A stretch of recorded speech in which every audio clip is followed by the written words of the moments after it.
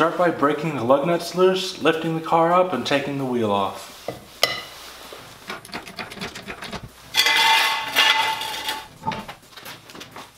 Next, before we take too much stuff off, let's loosen up this top nut. There's two sizes here you need. As long as it's the original one, this is going to be a 10 millimeter and this is going to be a 24 millimeter. I've got this big wrench for the 24 millimeter. I've also got this, which is part of my Spline Drive socket set. It has splines instead of the hex head kind of design or a 12 point. Even these don't fit on too well.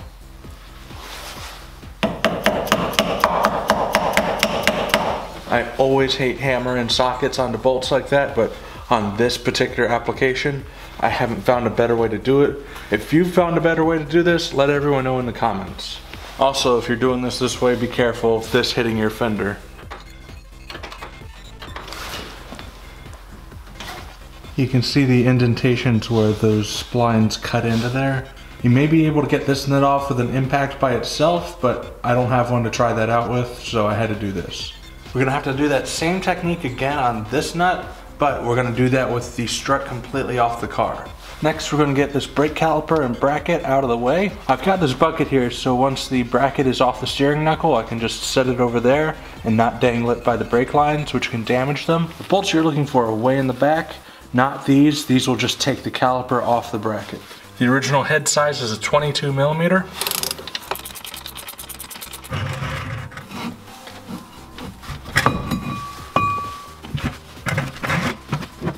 Caliper's out of the way and I can take the rotor off now if it's not seized, but the other side was seized on, so this one's probably going to be seized on as well. Next, let's disconnect these from the strut. This first one comes out pretty easily. That's the wheel speed sensor wire. You can disconnect that as well. This brake line isn't going to come out as easily. You're going to have to rotate it until it lines up with the exit. And as you can see, you're gonna have to stop lighting your shot in order to do that. All right, now we're at the bottom of the strut. These are aftermarket camber adjustment bolts, so they're different than what came on the car, and they're definitely different sized heads. So yours are probably different than the 18 millimeter nut and 15 millimeter head on these bolts. The new struts actually came with new nuts and bolts for these as well, but they're a third different size. Before we take these off though, let's loosen this bolt here. This is just to maintain a camber angle. For those of you who haven't lost your 8mm wrench, it's 8 millimeters. So one of the nice things about these cam bolts is that because they're cammed, they get jammed. That lobe in there gets stuck and doesn't want to rotate any further, which means sometimes you don't have to hold the head of the bolt.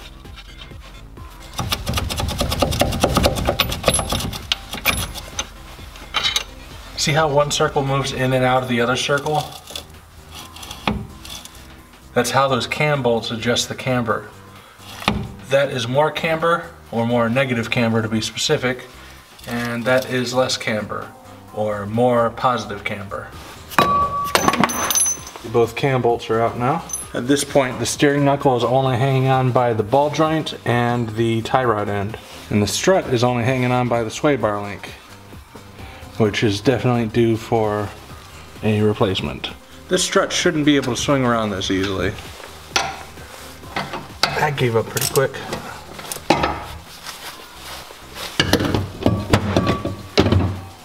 Here comes the strut.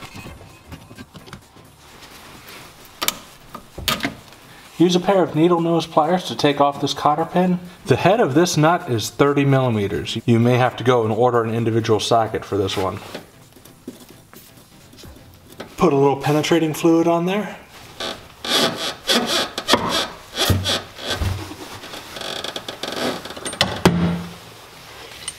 Alright, it's broken loose. This is going to want to move around on you. So I put my boot on 2 studs to the wheel hub to hold it down and in place, and you definitely need to use a breaker bar on this. This nut also has a barrel end that goes deep into here, so you're going to have to be turning this a lot longer than you think. Alright, that looks good and we're making lots of progress. I could have taken off the sway bar link earlier, but since I'm replacing it anyway, I could just leave it on there. In fact, the only reason I need to take this apart is to get to the bracket here that holds everything together at the top. I'm replacing the spring, the strut mount, and the bump stop that's inside here. So I really don't need anything except for the metal piece here. I'm gonna aim these threads down so they don't get in my way when I'm trying to take stuff off of here. Take note that these are 180 degrees from each other, so they're on opposite ends. That makes it so you can compress the spring evenly and you don't end up with two on the same side not being able to compress it fully.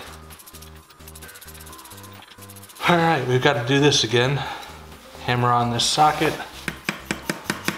Alright, and take note that this nut is kind of thin, and the part you need to grab onto is halfway within this cupped washer. Not very convenient. The box end side of this 24mm wrench happens to have a bend in it. That's by design, so you can go on like that. Perfect fit. Awesome. Now this one, as soon as you break it loose, it should come off fairly easily. Definitely time to replace this. It's completely squashed. There's some tearing in here that goes all the way through the other side. Take note that that cupped one was in the way for that nut you wanted to put on, but also the second one is cupped facing down. Now we're going to take out this hose clamp.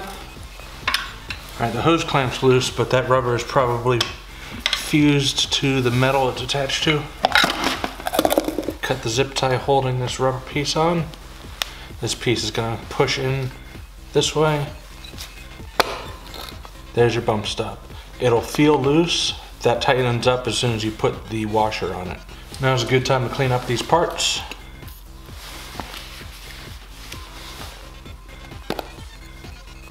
A little bit of silicone spray will make it super easy to slide this on.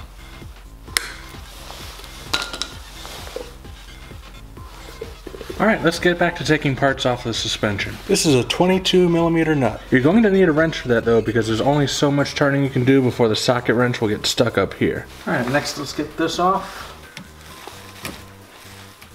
Spray something to help break it loose.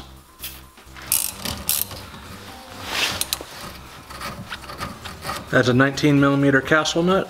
This tool is supposed to fit in here underneath the steering knuckle. As you can see, it doesn't. What we do to do this job the right way is to get a bigger one so it would fit around there, and you just put this on there, tighten this screw so that it will use the lever action here to push that stud out. It basically grabs onto the bottom and pushes on the stud that way. If I was keeping that tie rod end, that's exactly what I would do. I would go and get the right tool for the job, but I have a replacement. I'm going to pull that off and put in a brand new one. It's all ready. I could feel how it moves around. This one's definitely bad anyway. I won't keep it as a spare, so I'll just hammer it out. There we go. There we go.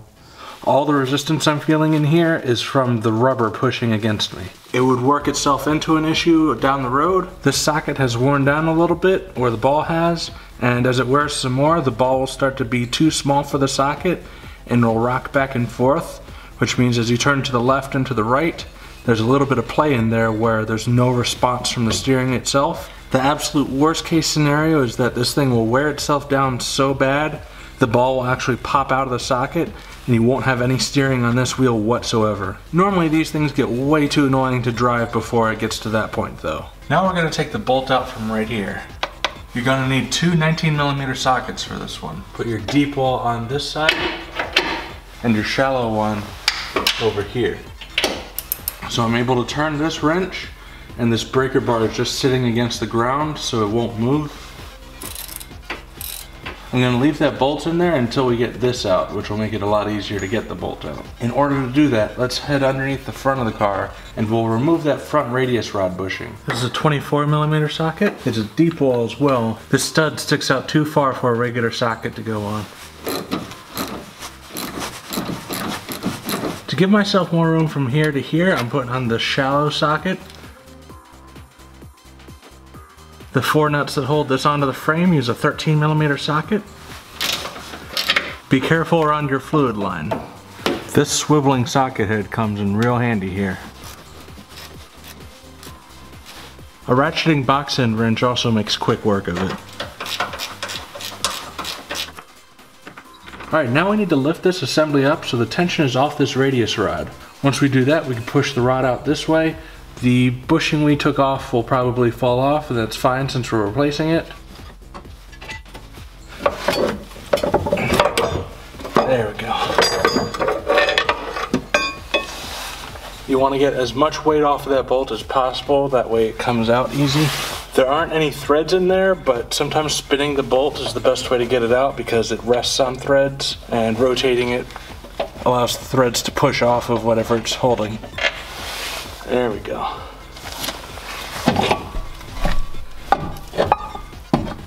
Gonna spray some penetrating fluid in there. I'll give that penetrating fluid some time to do its thing, and we'll come back to that. Alright, that stuff really does soak in. Alright, I've gotten this to rotate, but I had to use one of these.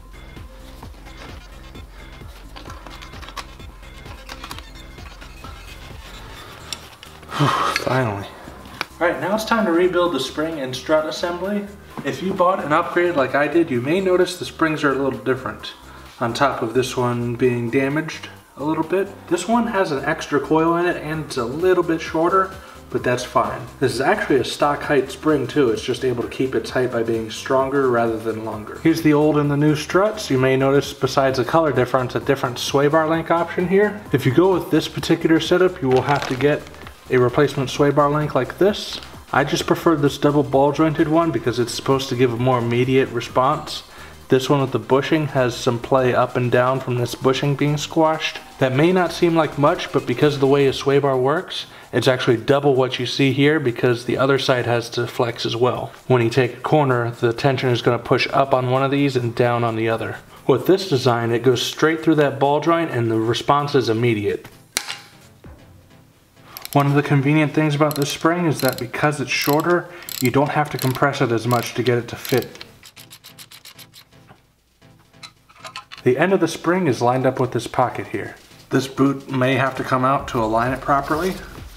This mark right here faces towards the engine. And since this faces outwards towards the wheels, you aim it the opposite way of those. Alright, this is our strut mount bushing. This is the old one that came out, and it is squashed. This is our new one that's not squashed. Quite a difference. This washer goes cup side down first. Then this goes on, bearing side down. Finally got it on far enough that I can tighten this down. And it's a rubber component on plastic, so there's no need to show it who's boss. If you get any pinches in the boot like this, just pinch the sides, pull it apart. Alright, now we're going to put in the radius rod bushing. It comes with two rubber bushings. They go together but with a plate between them. This is the plate. There's a curved portion that goes on the bottom and the curve faces the back of the car. This will fit on the back. You can kind of press it into place and it should stay put. Right now I've got the radius rod out. It'll just slide into place. There's empty holes here because the left and the right have these at different angles. They slant downwards towards the center of the car, and if they just put those holes in, there'd be a left and a right, but they put all four holes in so you can put them on either side.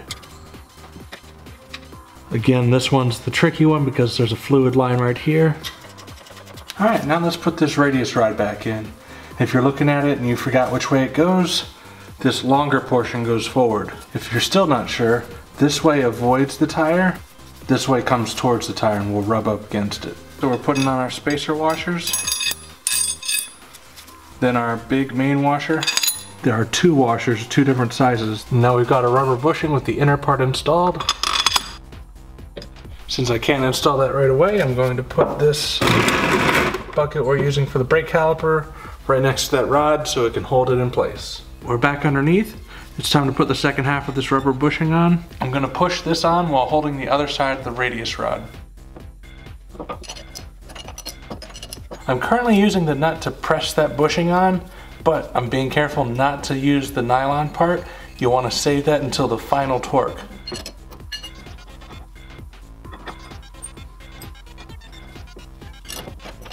I've got this nut on just before the threads reach that nylon bit. This radius rod moves around a lot, which is good because we're going to need to move it around a lot to install the control arm. We're actually not going to come back to this nut until the car is completely assembled and back on the ground. Now it's time to put the control arm in. We have the radius rod sitting on this bucket here. Now that we have a nut holding it on just barely, we can lift this up, move the bucket out of the way and let it drop down. Here's our control arm. If you have a zip tie holding the bushings on, take that off now. This is the radius rod nut. I'm gonna put some blue thread locker on here. That's what the original nut has on it. Find your washer. There's a little bit of grease on there. It's on both sides, most importantly where it meets the polyurethane. Put the control arm on. Make sure you have the correct side. Then grab this nut with its washer and attach that. Before you tighten it up all the way, I put some grease in there.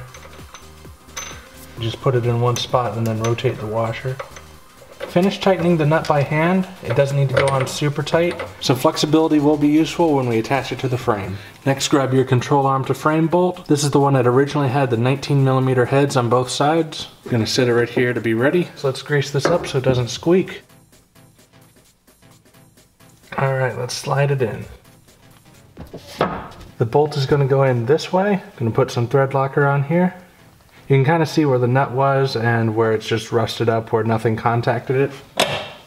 There we go. You have to wiggle it around a lot to get it to line up. Put our breaker bar in here to hold one side.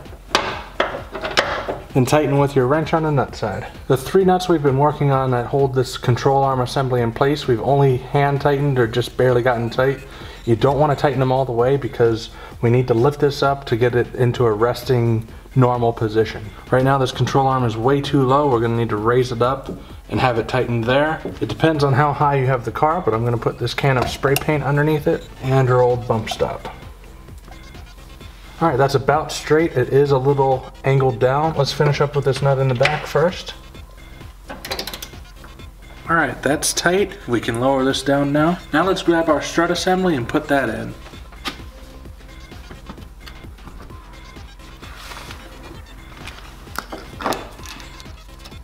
Our strut is now hanging out. Here's our steering knuckle. I've taken the alignment locking bolt out. Now let's put this in here. Put a bolt on. All right, now that's hanging there. Here's the other bolt. Just swing it around to line up the second bolt. I'm gonna leave these loose for right now because these are for alignment and you can't do that until everything else is attached, and I'm gonna save the alignment for another video. We can rotate this out of the way. Let's get this nut off so we can take this protective cover off the ball joint. Now let's bring the jack in. Put the jack right underneath your ball joint. Get something soft. You can use a small piece of wood or a hockey puck, or in my case I'm using this bushing from the Strut. Put it underneath the ball joint to protect it, then raise the jack up. Then you're going to need to line the stud up with the hole on your steering knuckle. Tighten this 22mm nut down to 44 foot-pounds or 60 Newton meters. At this point, when tightening this nut, you've got 2 trade-off options. You can either tighten this nut with this tie rod end out of the way, which gives you more room here, but this is going to want to turn on you. Or you can put your tie rod end in and it'll keep your steering knuckle from turning left or right, but the stud is going to get in your way when you're trying to get a wrench in there. I chose to tighten the ball joint nut first before I did this, so now I'm ready to put this castle nut on.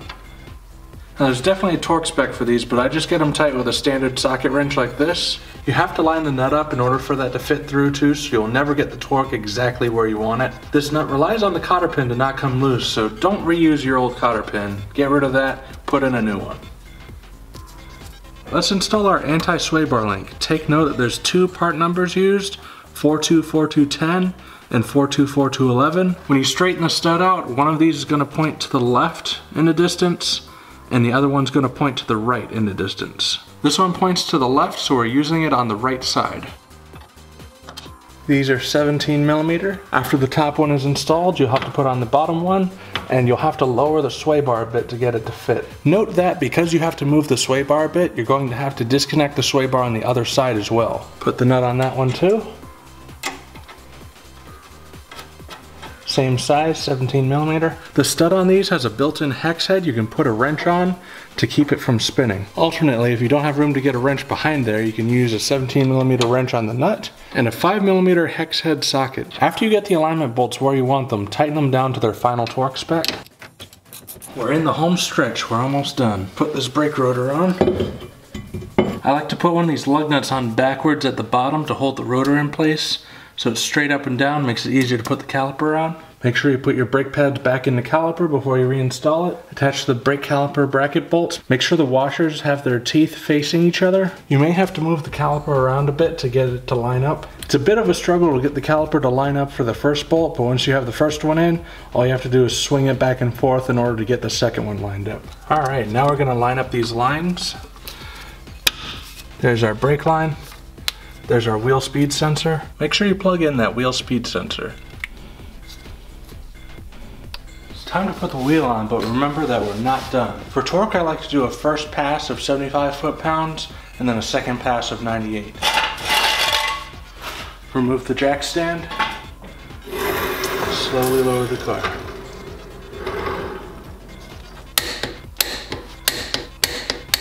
Second pass of 98 foot-pounds. As always, tighten it in a star pattern. Tighten the strut nut up top.